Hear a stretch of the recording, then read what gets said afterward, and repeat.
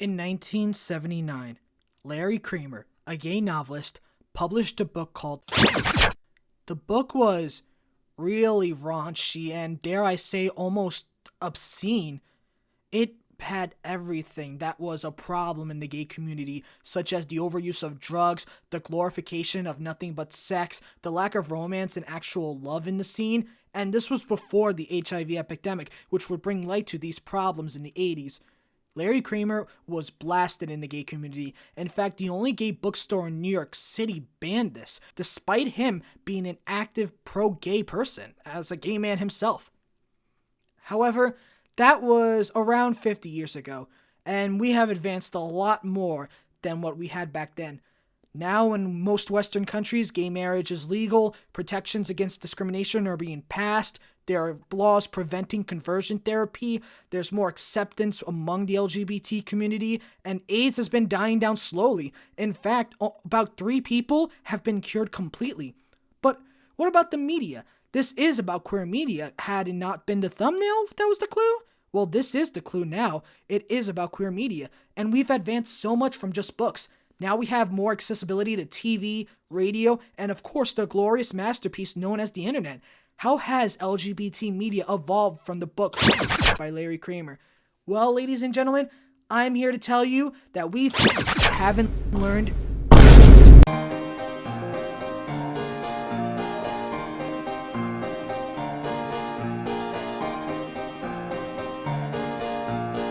Okay, I really hate coming on this channel to complain, and I really don't want to use this to spread negativity or hate unlike other channels. I use this channel to talk about stuff I love, but not necessarily stuff I don't like, as I hate to spread negativity and have people rile up against something because I simply don't like it. I have learned from the horrors of 2014 cartoon reviewer YouTube. However, there are 3 pieces of media that I just feel like they've done so much worse and backtracked my mental state as a queer person that it just, if I don't talk about it, I might go insane. To start off, let me just show the 3 posters that we're going to discuss. Yep, I'm talking about them, even though one has been talked about to death on this platform, and the other one has not been talked about a lot, but has been panned, and the other one is just starting and getting going in the wonderful world of Instagram, Twitter, social media.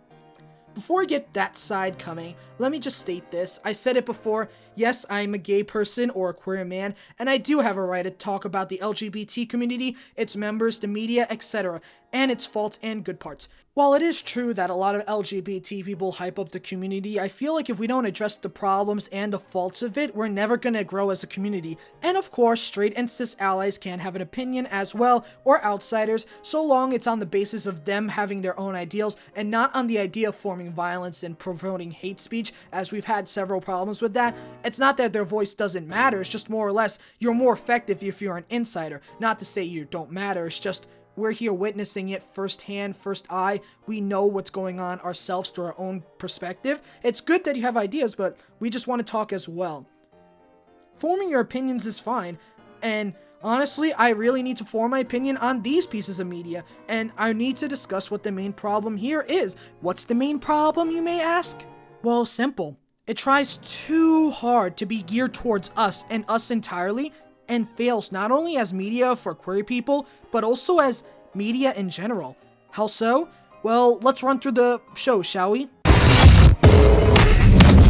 Whoa. Before I officially start, I want to address some people in the crowd who might watch this video and get the wrong impression of me.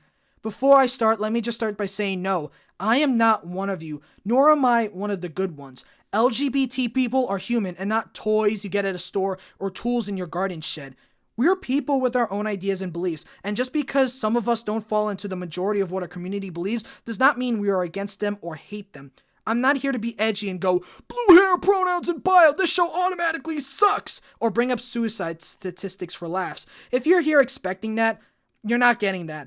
I advise you to watch because I really want to show that we're not bad people at all and it's just a few bad apples, but if you're here just to be that annoying 14-year-old edgelord, this video is not going to be for you.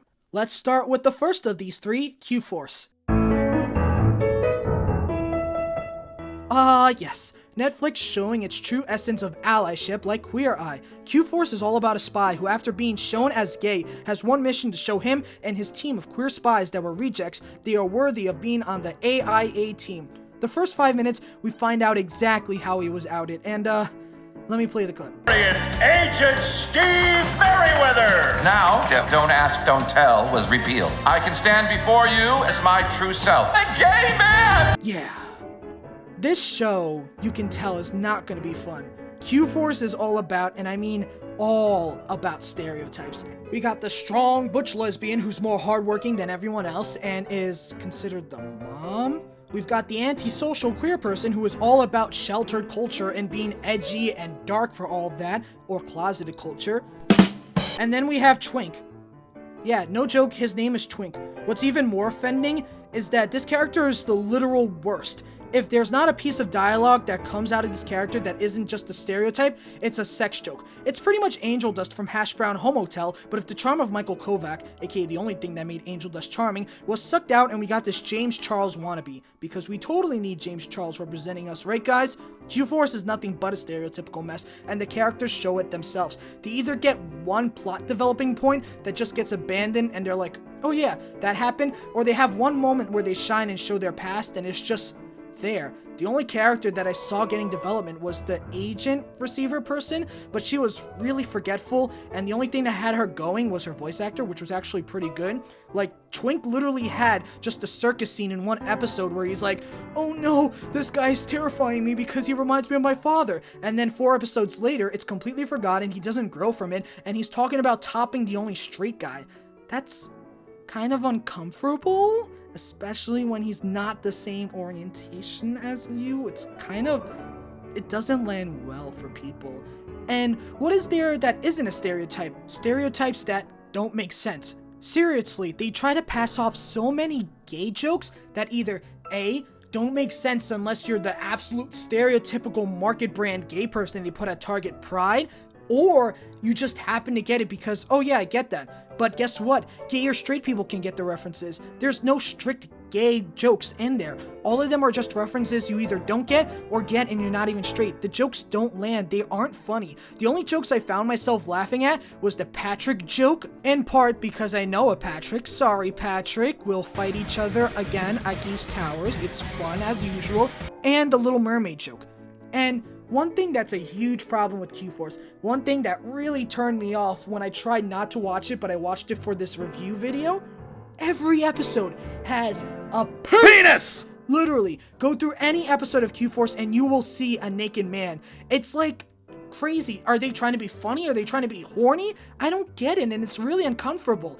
I don't need to see a penis for all the episodes just for it to be shown as a gay show. It can be a gay series without showing someone's genitals. I don't need to see it. Why is this old man giving advice to the guy when he's flat naked? I don't want to hear that or see that. It's just really uncomfortable to see, and I feel like gay and straight audiences will be turned off by seeing all of that. If we wanted to watch something that has nudity like that, we can literally just watch porn.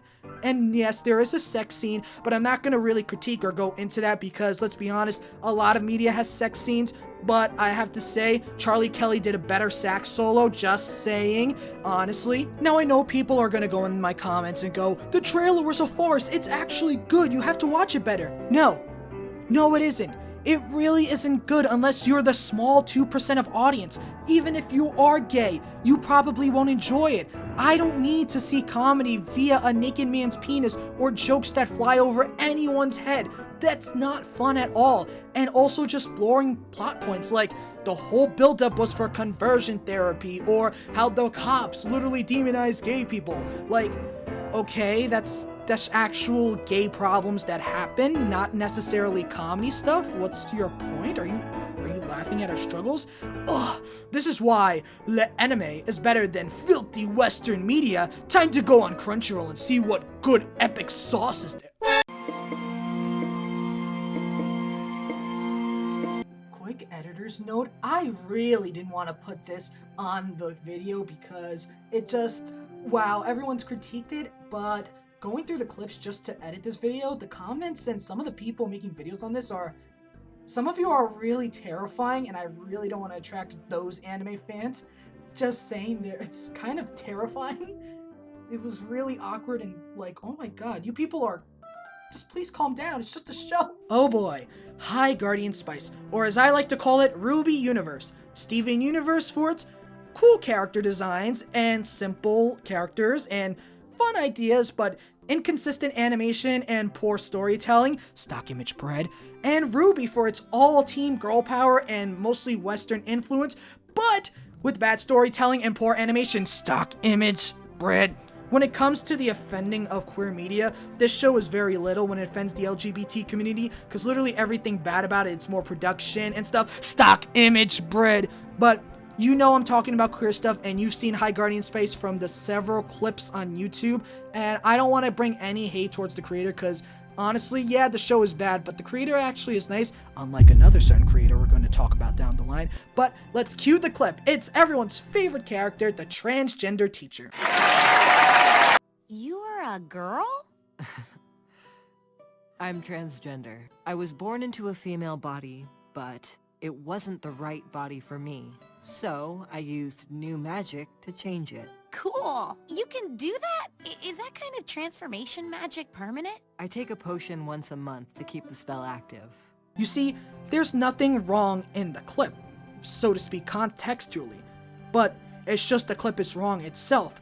Let's state the obvious. This is a magic fantasy world. Why in a world of magic does someone need to rely on potions to keep it going when transformations can be permanent?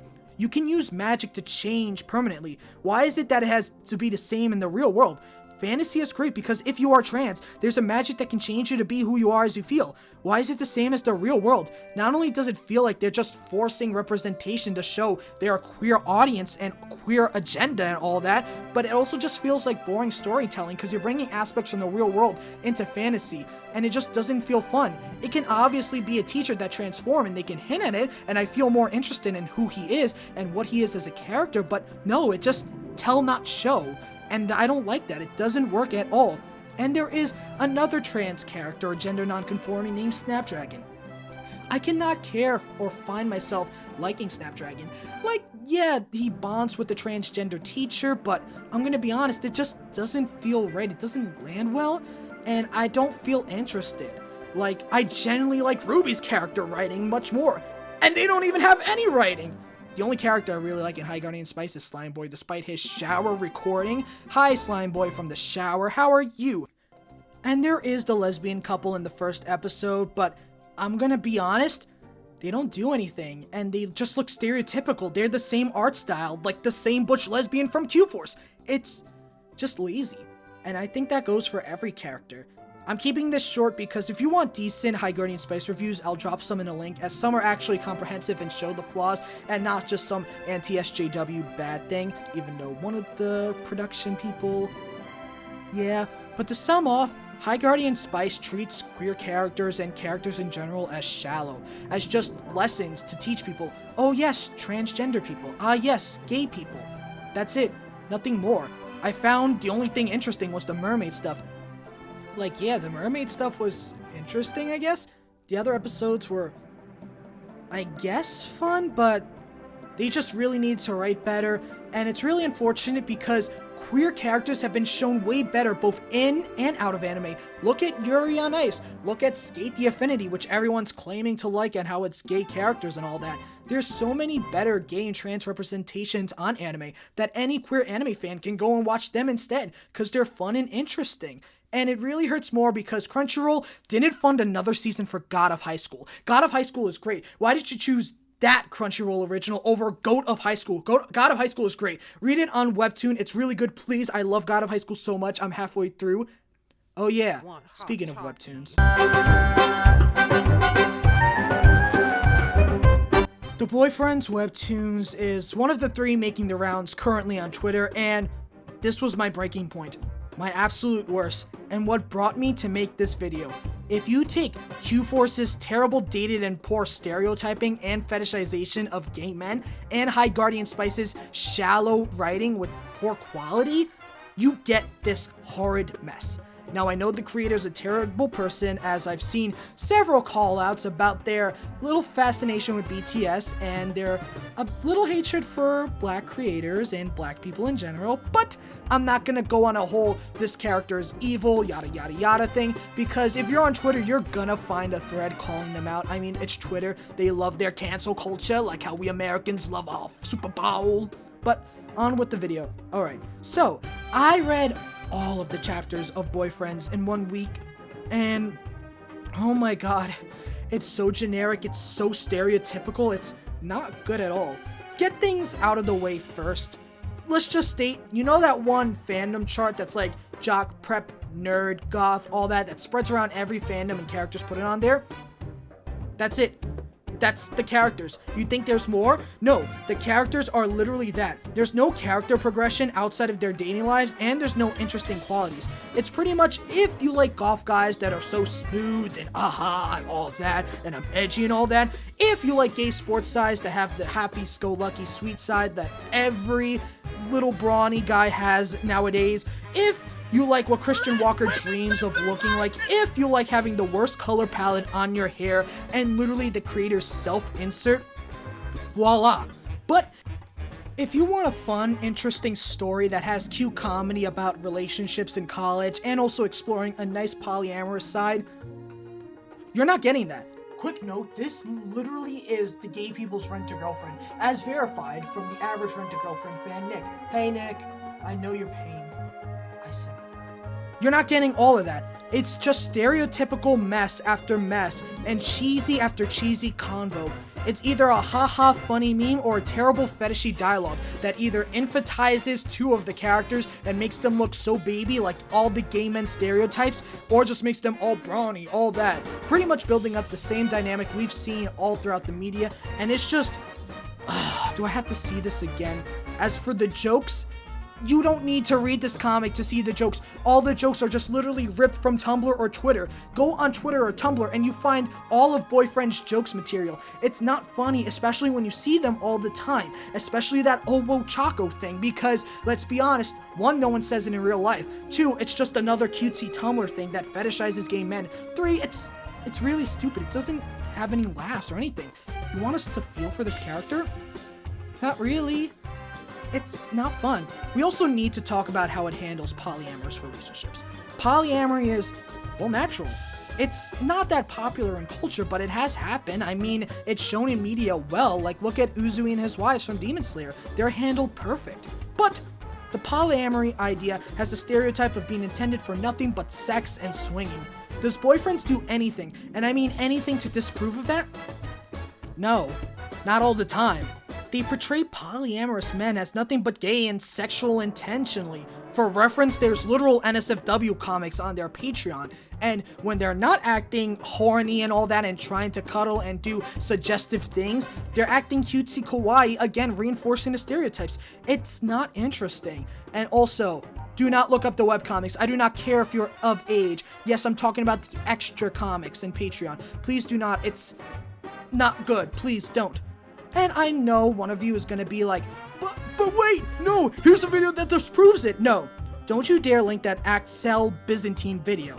I know what they say. I've seen the video 3 times to make this video, but by reading the webtoons, I'm just saying, they're so wrong. For starters, Bidoo's Law, they literally have fetish art of Mpreg and Hyper Booty on their Instagram, so Bidoo's Law. Just kidding, of course. But for real starters, Axel literally works for them on Webtoons. He gets paid to do the ads. You know the "Want Hot Chalky" ad, or "I've been craving in hell to be burned by a man" ad? He animates that. He made that. So of course he's gonna have a bias. Anything that puts the shmoney in his wallet. It's not actually because he likes it. It's because it gives him money and ad revenue. Look at his videos. Most of them are about Boyfriends and Webtoons. Webtoons is paying him. But let's get to his actual points instead of just me hammering the fact that he works with Webtoons. For starters, Axel tries to say they have more personality and grow as they go on. And from reading all chapters, I have to say no. No, they don't. They all act the same. They don't have any growth. One character goes from doing one thing, like for example, Nerd will be, "Oh, I'm sad," and then go back to being the pervert he is. Jock will be, "Oh, I'm being Jock again," and then go back. And I think it's also because of the fact that Boyfriends has such a stale formula after the monogamous to polyamorous shift. That's the only time I actually see some sort of personality growth. But after that, it's nothing. It either goes A, B, C, D, or A, B, C, E. What do I mean by that? A is the build-up where they just establish, oh, they're doing this is that, yada yada yada. B is where the big incident happens, or the climax, so to speak. C is where it's the punchline and or the sad ubu soft side that is either not funny at all or just poor. And D is another funny joke, quote unquote, that just doesn't land well or is just, oh yeah, anime humor, haha. Or E is when they just make out and show some haha uwu sex scene. Let's be honest, if Webtoon was rated R and for adults only, the creator would have added a penis like it is Q-Force. Let's be honest. And that shows nothing of the characters. It just shows them interacting and doing stuff. The characters don't have any personalities. They don't show any growth. Prep is just prep throughout the series. Jock is just jock throughout the series. Nerd is just nerd and a pervert throughout the series. Goth is just goth throughout the series. That's also because he's the other self-insert. And honestly, it's just not really fun.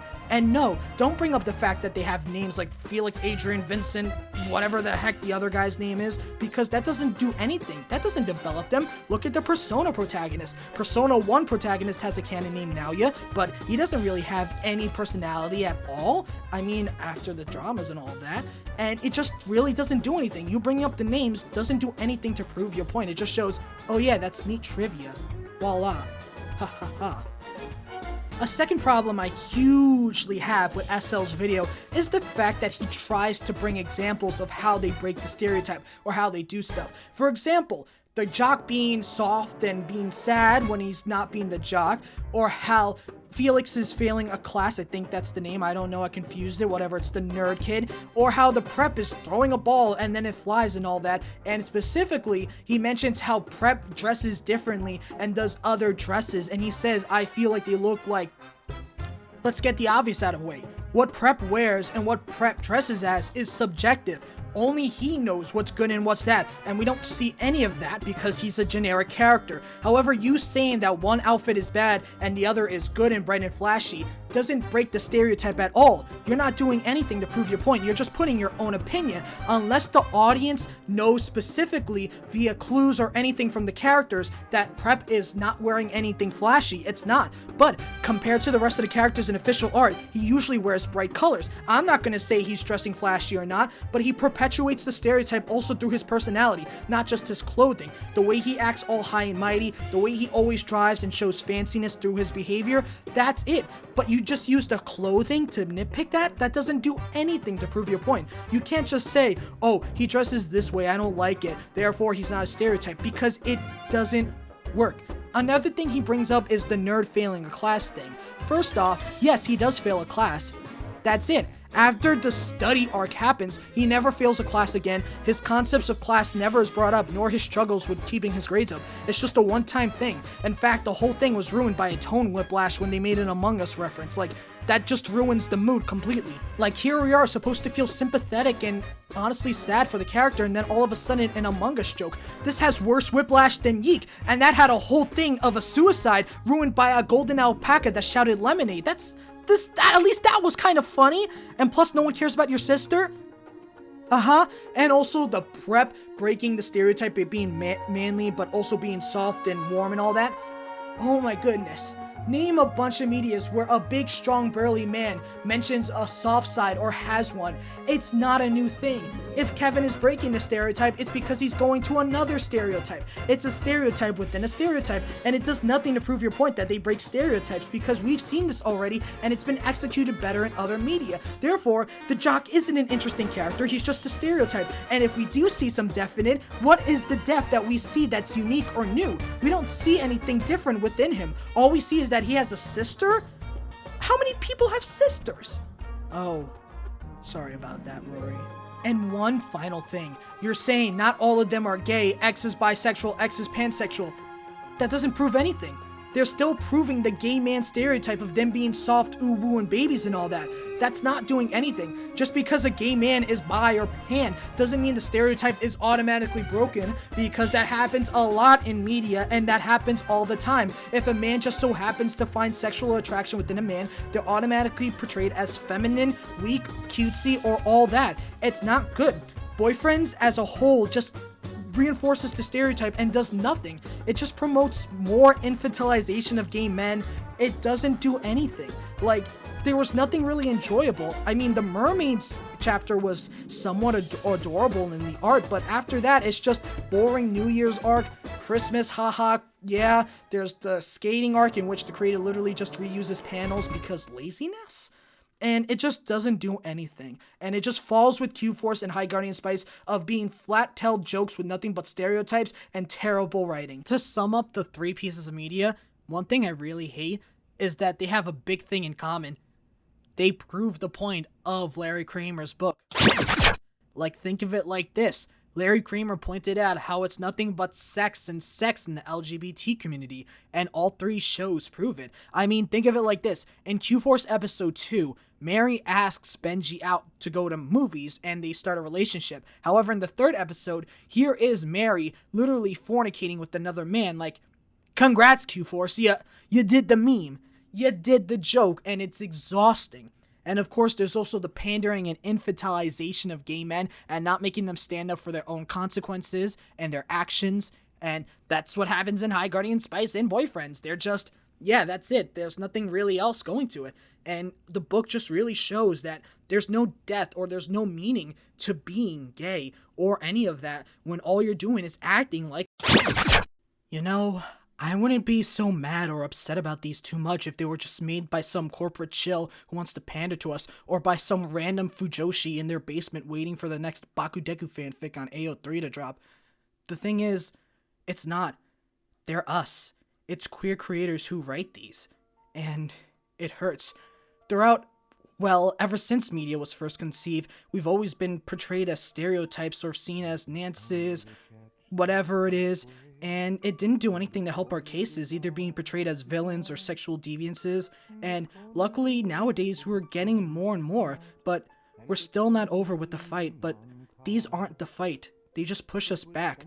The idea that we're being fed the same stereotypes that we've been given for the past decades, let alone from the people that we are supposed to support, the people that have been affected themselves, it doesn't do anything. It hurts. And you might think that I'm just looking into this too deep, but it's just hard to explain. When I see these pieces of media, I don't just see a show or a comic.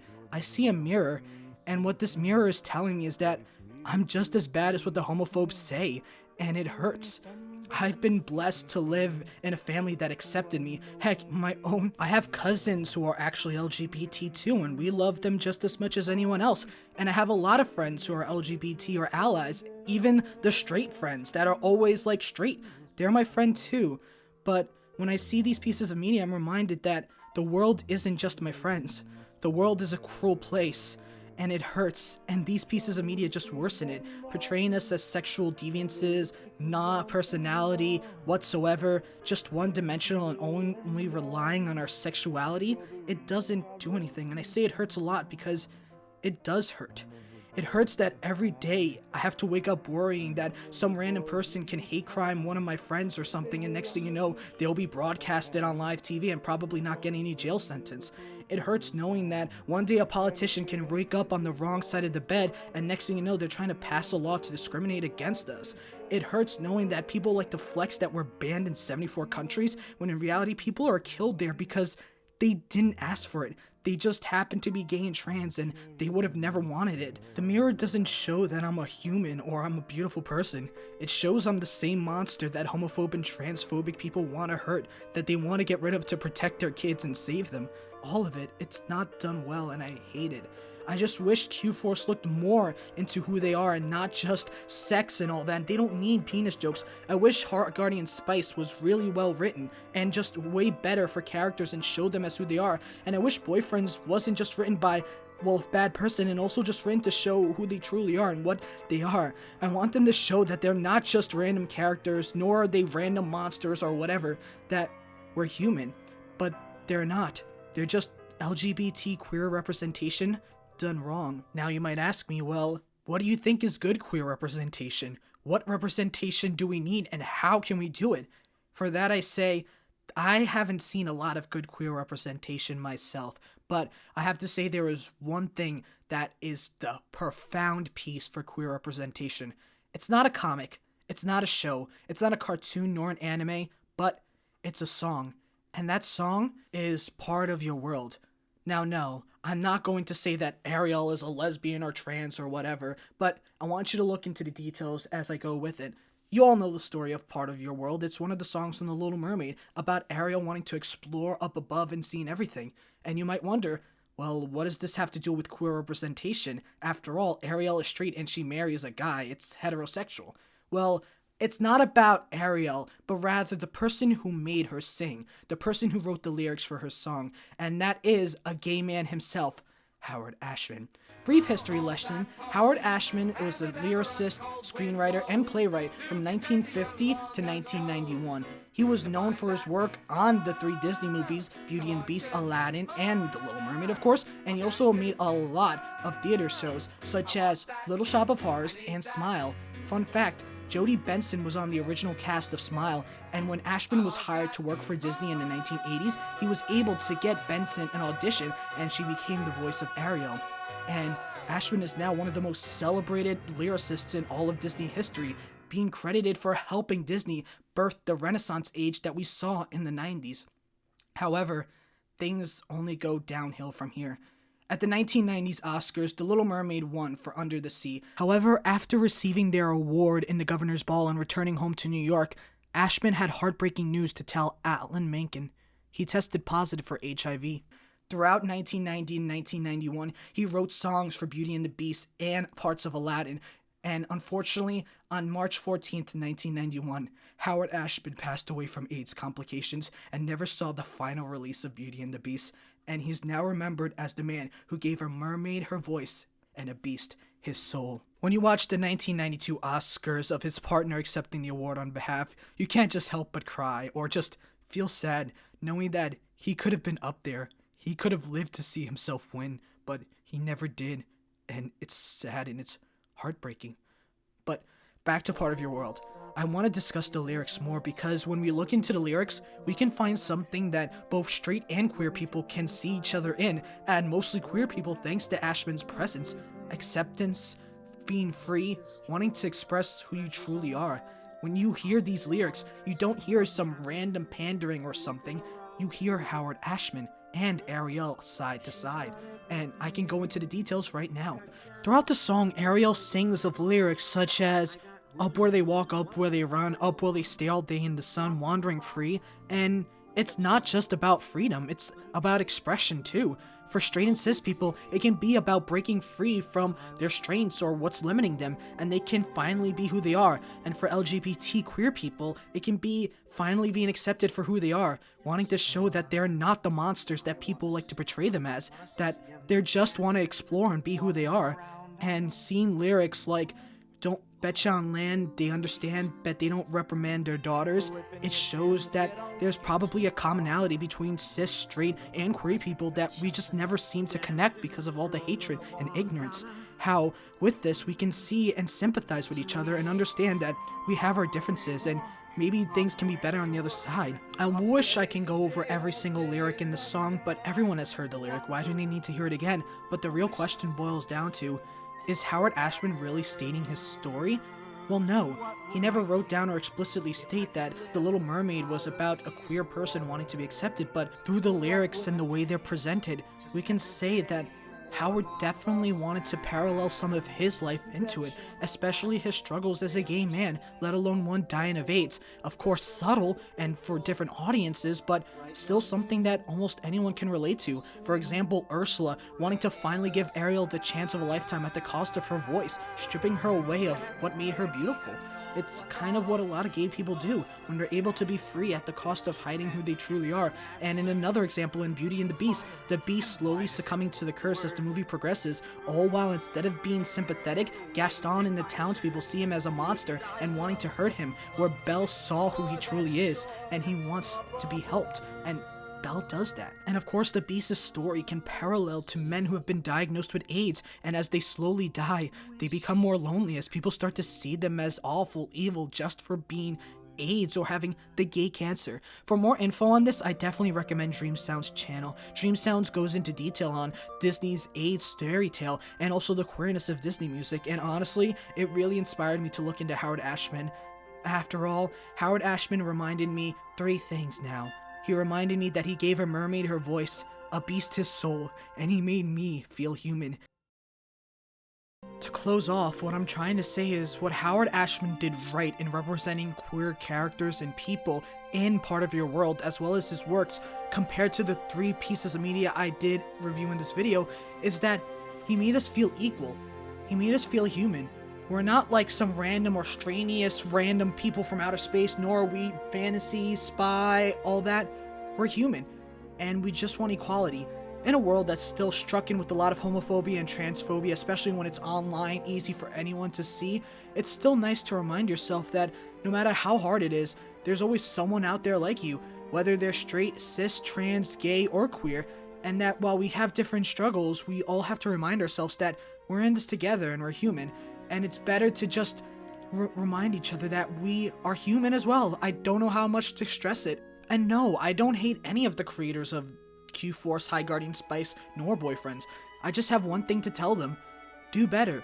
Make us feel human. Make us feel interested in who these people are, because not only are they queer, they are living things that we should care about. They are characters with stories to tell, characters to build, settings to explore.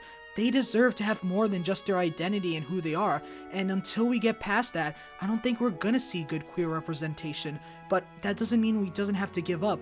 And that's what Howard Ashman taught me, that no matter how subtle it is, or no matter what you do, as a queer person, your voice will be heard, and it matters just as much as anyone else's. That's all I have to say for the subject. Thank you so much for watching. This video was hard to make. I'm gonna be honest, I had to re-record so many lines because it was just some points where I just flat out cried. But thank you for sticking with me throughout the video. I really appreciate it. If you want to read Larry Kramer's book, I recommend it. However, as much as I do love it, I have to say that doesn't mean it has to be the blueprints for the gay community going forward, nor any LGBT community. We can grow. We grew during the AIDS crisis, we grew during DOMA, we grew during Don't Ask, Don't Tell. What's stopping us now? Make sure to remind yourselves every day that you're human and you are loved. No matter how much hate you are, one day you will be part of this world, just like anyone else. I mean, I'm sure I already am. Thank you.